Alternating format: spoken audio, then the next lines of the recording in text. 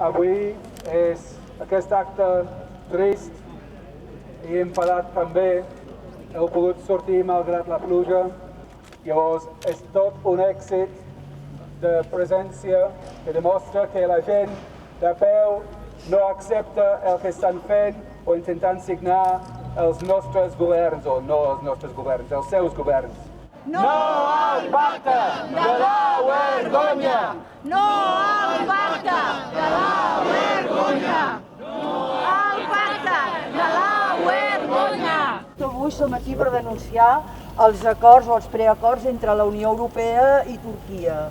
Uns acords que permetrien que persones que han intentat o que han arribat ja a Europa fugint de la guerra de Síria o de la situació de l'Afganistan, etc., i que han arribat a Grècia i a altres llocs de la Unió Europea, poguessin ser retornats a Turquia a canvi d'uns diners, per descomptat, i a canvi també que els turcs poguessin tenir més facilitats a l'hora d'aconseguir visats.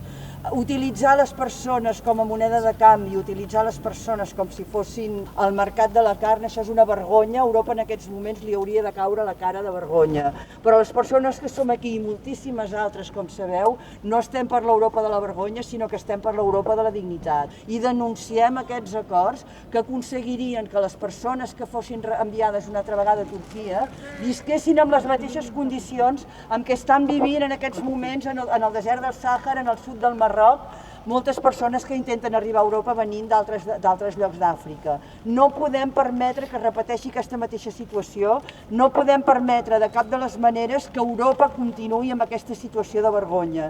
Nosaltres estem per l'Europa de les persones, nosaltres estem per recuperar la dignitat d'Europa. Cartes, dies, redades i fronteres, així se construye la riqueza europea. C'est un problème d'hypocrisie et d'égoïsme, d'européocentrisme. Je ne parle pas du peuple.